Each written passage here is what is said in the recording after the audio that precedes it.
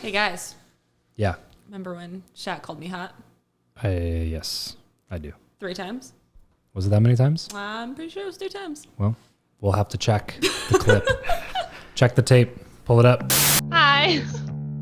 Travis, you got 2 babies with a 19-year-old, and you should be ashamed of yourself. You're doing a podcast with your wife.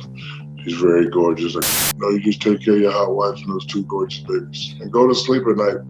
I know you don't want no more babies. Travis, I've never seen you so nervous as I have before this interview. Yeah, it was a big deal, though. I mean, he was literally is a childhood hero for me. You know, like if it's like borderline creepy, which is why I didn't mention all of the things to him on the call. But growing up, basketball was my favorite activity, and Shaq was my favorite player. So I had jerseys, I had bobbleheads, I had basketball cards, pictures. I had a mural of him painted on my wall, like all this stuff. Oh, you're right. That is creepy. You should open with that. So when I first wanted to start a podcast like 5 years ago, and I was writing a list of all my dream people, he was, I think, the first name that I wrote down, because I was just like, man, it'd be so cool to talk with him. So, and then the way that the interview ended up happening was so kind of last minute that it kind of compounded on that, you know, because it was literally just a random time. Yeah, right. It was like, hey, I think we're going to be able to make this happen. You know, we're getting like 7 minutes. It was going to be like a super short period of time. And then like the day before, they emailed, we were trying to work out a time. And then I proposed a time, and then they confirmed it like 2 hours before the time. Yeah. But I hadn't checked my email, so I didn't see it until it was like 20 minutes before. And I was like, oh my gosh, yeah, this is happening, you know? So I like scramble, run upstairs to the studio and sit down. And I just had a couple minutes to like write down a couple of, you know, quick thoughts or questions or whatever. So it was very much not a traditional interview, because I didn't get 30 or 45 minutes or an hour like I would normally would like. But I mean, you get an opportunity to interview Shaq, you just take what you can and make the most of it. You know? And he ended up letting you go for 11 minutes, which was pretty cool. Yeah, so he kept adding time on. Yeah, he kept saying like, no, you can keep going. One of his people was on the call, and they were kind of like hurrying me along, but he was kind of like saying, hey, it's okay, you can ask more if you want to ask more.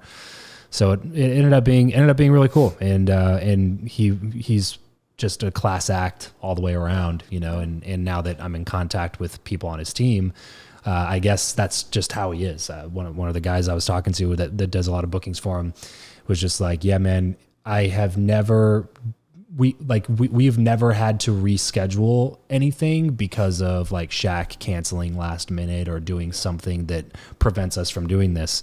So no matter, he's a student of his calendar. If it makes it onto his calendar, he's there, he shows up, he brings that like Shaq energy and makes the most of it, which is, you know, a lot more that you can say about a bunch of other people. I feel like Jackie got way more Shaq energy than you did, though. I have to say. Well, so I look at the clip, the Shaq energy increased. Yeah, well, that's bound to happen. We'll talk about nervous. I'm sitting there on the little like stool in the corner, just like watching you be nervous. My favorite thing don't ask me to come over there right now. My favorite thing is a clip of you just going, yeah, just like, hi, Mr. Shaq. And I had my glasses on. Yeah, I was not prepared for that at all. But fun. Yeah, well, let's go ahead and jump into the interview, and then we'll share some thoughts. I know we got a couple minutes here, man. So I want to take a second just to say thanks, but also ask a couple of quick questions. First of all, there's just a question that I've asked a lot of people that have come on my show, so I'm curious to hear what you would say to it. If with all the division and polarity and stuff that's in the world right now, if you could have one video that you knew would go so viral that everybody in the world would see it, what would be the message that you would put on that video? You know, a lot of times when I go viral, I don't plan to go viral. And when I plan to go viral, I never go viral.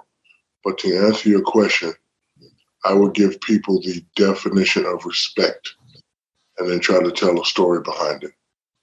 I realize that everybody's different. So you may say your panels behind you are black. And I might say, because I see and think different, that they're dark gray. We don't have to argue and fight over it. Just have to respect each other's opinion. I'm able to stop time and be different sides. So like you got a lot of people, vaccine, should I take it or not? I understand people's thoughts. Cancer has been around for years. You don't come up with a vaccine for that. HIV's been around. You don't come up with a vaccine for that. All of a sudden, next thing comes. Now you have a vaccine. Now you want to make us take it. I understand the people that don't want to take it. I understand the people that do want to take it. The problem right now is that everybody has a voice, everybody has a say-so, and everybody thinks they're right. And you might be right. But if I'm right and you think you're right, I'm not going to try to change your opinion of what you think is right. So to answer your question, I would do a video about just respecting each other and respecting people's thoughts and respecting people's mindset. I'm never going to make you do anything that you don't want to do. I'm never going to try to convince you to do something that you don't do. It's not my place in life. My place in life is to respect you as I expect you to respect me. And I think if we go back to that, a lot of these problems we have will start to diminish. Like people jump on me all the time. Oh, you just like the cops. You just like the cops. No, I show everybody respect. When I get pulled over, I already know what they're going to do. Got my hands on the wheels. Here's my license. Here's my registration card. Get out the car. Okay, no problem. Because I ain't got nothing in my car that's going to have me go to jail. When we get out the car for your safety, cool. Put my hands on my back, cool. So, I'm not being, so again, I think respect would be the only thing that I would talk about. It seems like you garnered a really deep level of respect because of how your parents raised you, and specifically your relationship with your dad. It seemed like that was a high value of his as well. I'm a relatively new dad myself. I got a 2.5-year-old and a 10-month-old at home. And so I ask people all the time what their best parenting advice would be. So with the context of it seeming like the relationship you had with your parents being good and the relationship that you have with your kids also being really good, what's some parenting advice that you could give? You have boys or girls? One of each. Okay. Hard on the boys, soft on the girls. Right? When you have a little boy and he does something, you can go, stop it. He's a boy, young man, he can take it. If you do that to a girl, you're going to have to pull out a lot of cookies and a lot of hugging and a lot. So I had to learn that because I'm one way. Stop. And the girls would be devastated, right? I remember one time I grabbed my hand, put my baby's hand and spanked my hand. So don't do it like it just was spanking, but I realized don't do that at all. My daughter cried for about 3 minutes. So I was like, I didn't need you. You spanked me. You definitely have to treat the boys different from the different girls. And you have to, society is changing. These kids are changing. These kids are grown up rebels. They're hard. You have to be the friend / parent.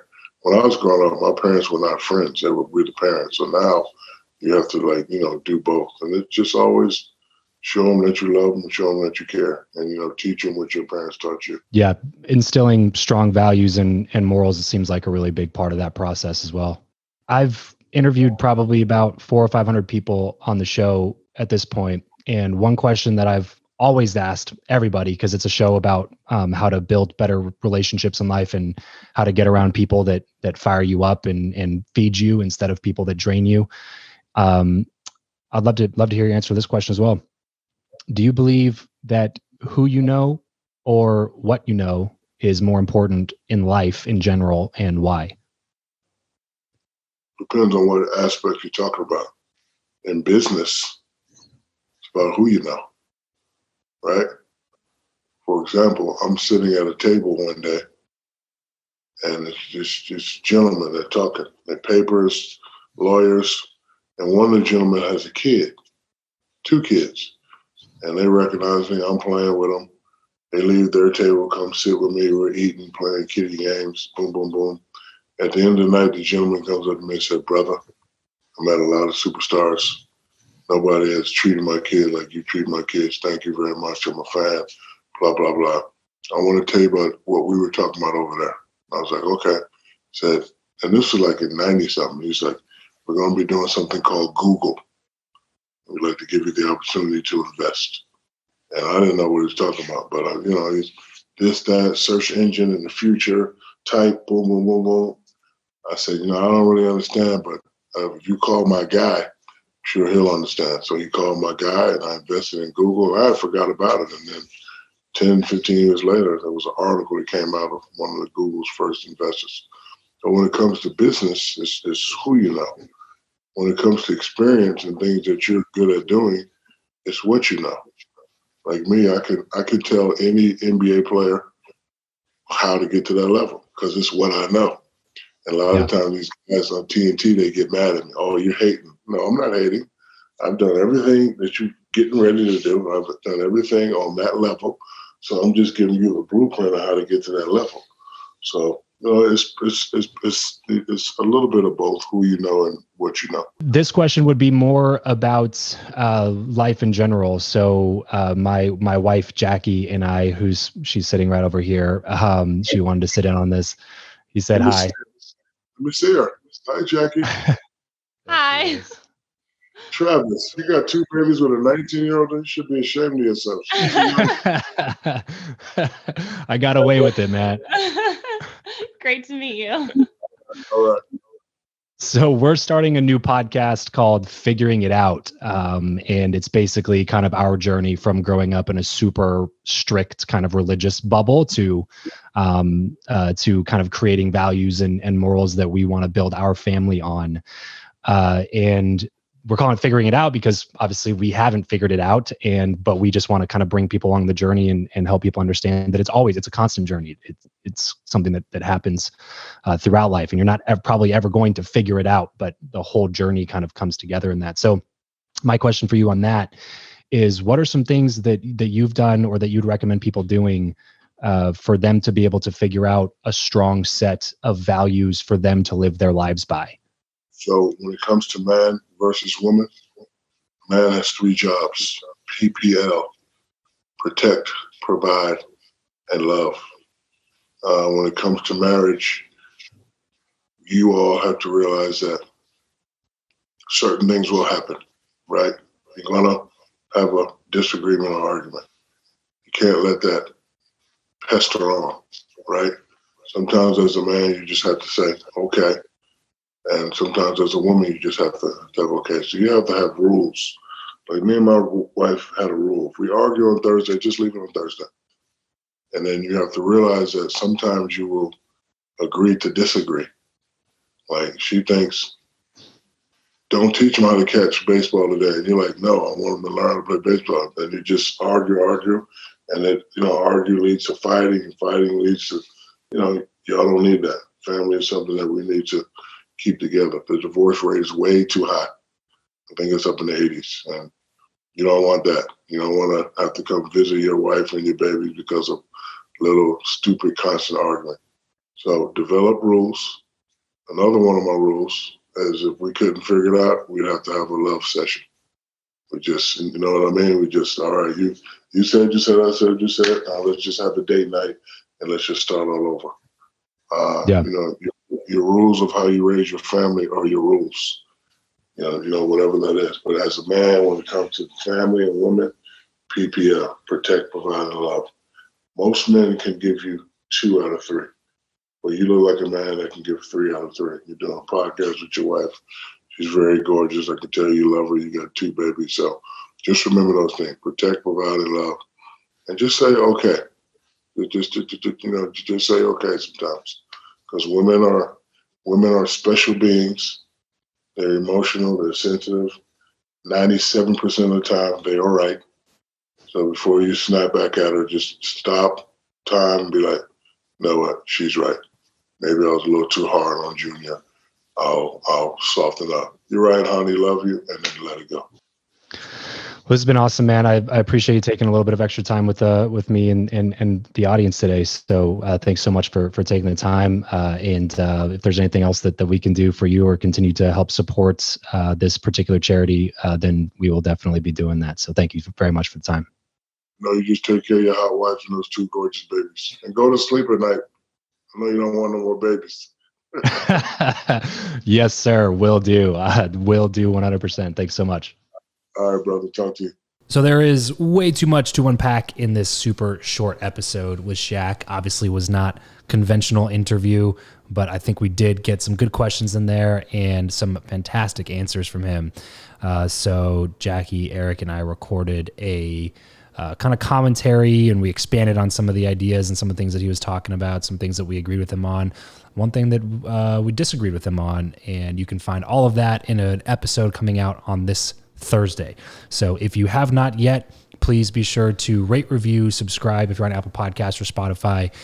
It means the world to us, and it's how we know, we're doing a good job with the show. So rate, review, subscribe if you are on Spotify or Apple Podcasts. If you're watching this on YouTube, then be sure to hit that subscribe button. Leave a comment. Tell us what we can do better. Tell us who we can bring on, what topics you want to hear from us. We're all just trying to figure it out together. So if that's you want to figure it out as well, head over to figuringitout.tv, figuringitout.tv. And you can sign up for our newsletter to be notified of new episodes. But also, we will send you a link to our Facebook group. And our Facebook group will have a bunch of other people who are really active in the community trying to figure it out together.